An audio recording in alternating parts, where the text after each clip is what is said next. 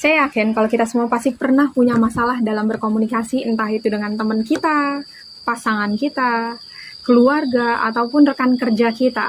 Masalah-masalah yang sering muncul tuh biasanya entah kita bingung menyampaikan sesuatu dengan cara yang sopan, atau bahkan kita bingung cara untuk menyampaikan sesuatu tanpa menyinggung lawan bicara kita, atau seringnya kita nggak pernah menemukan win-win solution saat kita beradu argumen dengan seseorang. Nah, dalam episode kali ini, saya akan ngebantu teman-teman semua untuk mengidentifikasi pola-pola komunikasi yang mungkin belum teman-teman tahu. Kemudian kita akan breakdown masalah-masalah yang sering muncul, dan saya juga akan kasih tips-tips buat teman-teman semua bagaimana cara untuk mengatasi masalah komunikasi itu. Buat teman-teman semua, pastiin kalian semua udah subscribe channel ini. Kalau gitu, langsung aja kita masuk ke pembahasannya.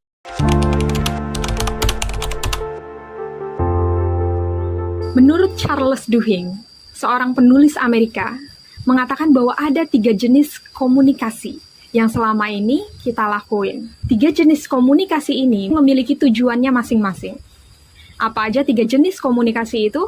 Yang pertama adalah social conversation.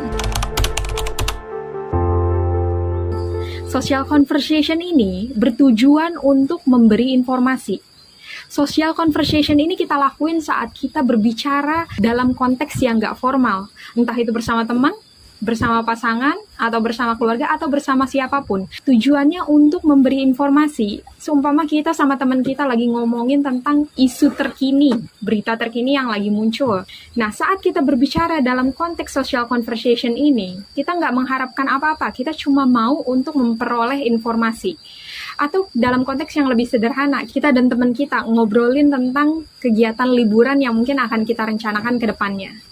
Nah, jadi kita semua pernah mengalami social conversation ini. Dalam konteks social conversation ini, umumnya mereka cuma mencari sebuah informasi yang aktual, yang sesuai dengan apa yang terjadi.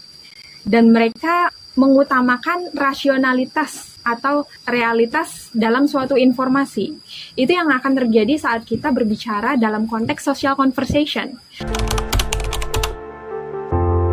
Kemudian jenis komunikasi yang kedua adalah practical conversation. Practical conversation ini, contoh sederhananya bisa kita temuin dalam lingkungan kerja. Seumpama kita ada di dalam circle, kita melakukan sebuah meeting untuk memecahkan masalah A, B, C, D, E.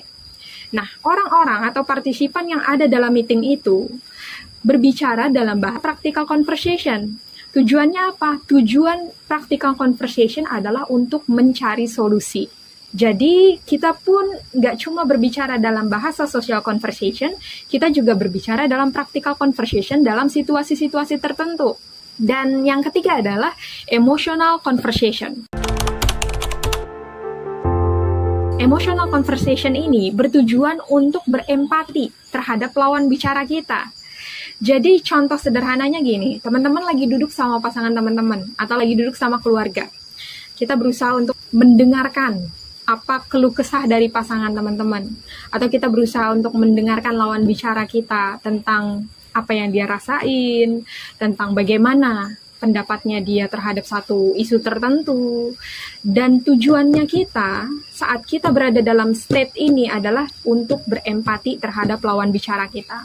Oke, jadi sekarang kita udah tahu 3 jenis komunikasi.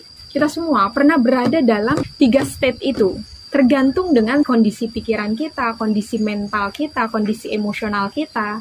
Itu akan menentukan di mana posisi kita berada.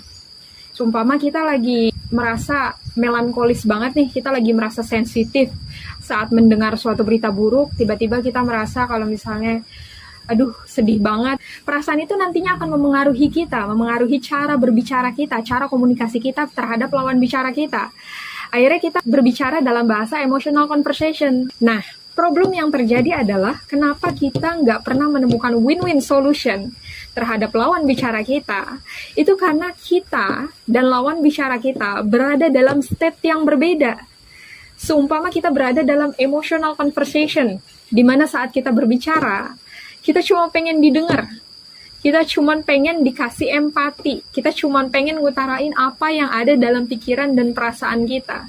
Sedangkan lawan bicara kita saat itu state-nya ada di practical conversation.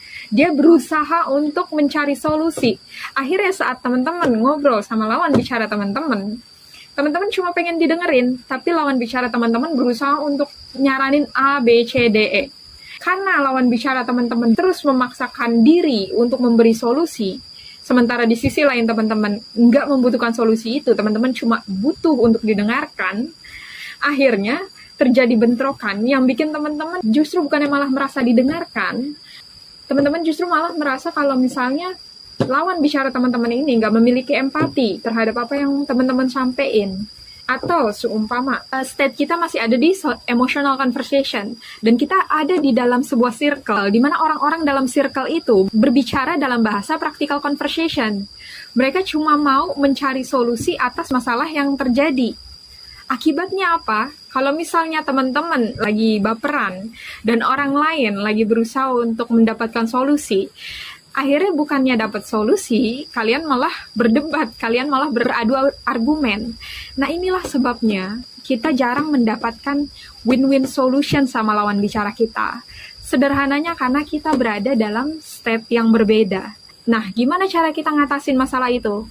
Saya akan ngasih teman-teman 5 tips yang kalau misalnya teman-teman lakuin hal ini, teman-teman akan ngerasain kualitas hubungan teman-teman akan lebih improve dengan lawan bicara teman-teman.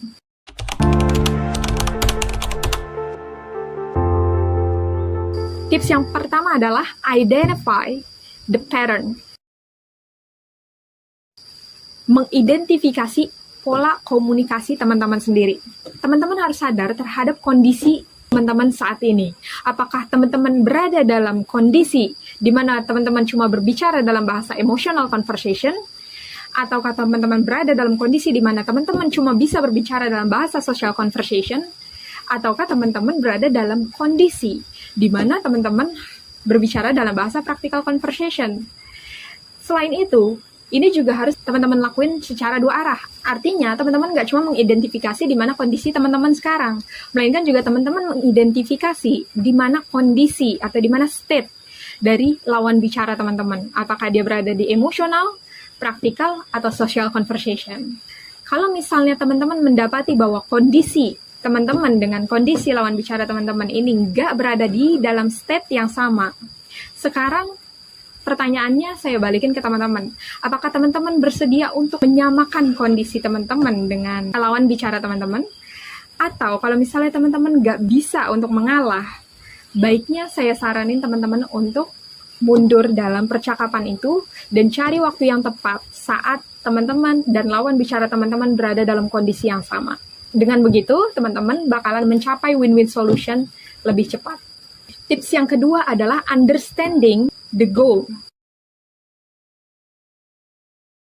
Teman-teman harus pahami tujuan teman-teman saat pertama kali ngobrol sama seseorang. Tujuan teman-teman adalah mencari solusi atas masalah yang terjadi. Kalau misalnya ternyata lawan bicara teman-teman berada dalam kondisi di mana dia cuma berbicara dalam bahasa emotional conversation, dan teman-teman datang dalam kondisi practical conversation, itu nggak akan nyambung. Makanya, teman-teman harus paham tujuannya apa. Kalau misalnya teman-teman tegas sama tujuan yang teman-teman punya, teman-teman akan lebih mudah untuk menentukan tindakan yang teman-teman ambil. Apakah teman-teman bakalan tetap stay dalam obrolan itu? Apakah teman-teman tetap bakal maksain diri untuk dapat solusinya? Atau teman-teman lebih milih mundur dan cari waktu yang tepat supaya tujuan teman-teman ini tercapai? Kayak gitu ya. Jadi pertama, teman-teman harus pahami pola, kemudian teman-teman harus pahami tujuannya apa. Jadi tujuan ini fungsinya untuk mengarahkan teman-teman. Jadi teman-teman nggak salah fokus. Tips yang ketiga adalah know how to listen. Tahu bagaimana cara harus mendengarkan. Dan saya akan garis bawahi, mendengarkan dengan empati. Mendengarkan ini sebenarnya agak tricky ya. Kenapa? Karena itu kata yang sederhana, mendengarkan. Tapi nggak semua orang punya skill ini. Mendengarkan yang baik itu gimana? Mendengarkan yang baik itu adalah mendengarkan apa yang disampaikan lawan bicara kita tanpa memiliki dorongan untuk memotong apa yang disampaikan lawan bicara kita. mendengarkan yang baik itu adalah teman-teman mendengarkan dengan intention untuk memahami, bukan untuk dipahami. Jadi teman-teman harus tahu bagaimana cara untuk mendengarkan. Karena ada kutipan yang mengatakan kalau misalnya suatu percakapan nggak akan berlanjut kemanapun, kecuali satu pihak merasa didengarkan. Tips yang keempat adalah know how to step back. Nah, ini juga agak tricky nih. Nggak semua orang tahu kapan waktu untuk mundur. Sebagian besar orang pengen banget masuk ke dalam suatu percakapan atau suatu obrolan dengan intention untuk memenangkan argumen. Tapi tahu gak sih, apa yang akan terjadi kalau kita masuk ke dalam obrolan dengan intention untuk memenangkan argumen? Kita akan kehilangan koneksi. Dan kalau kita udah kehilangan koneksi, orang akan hilang respect sama kita.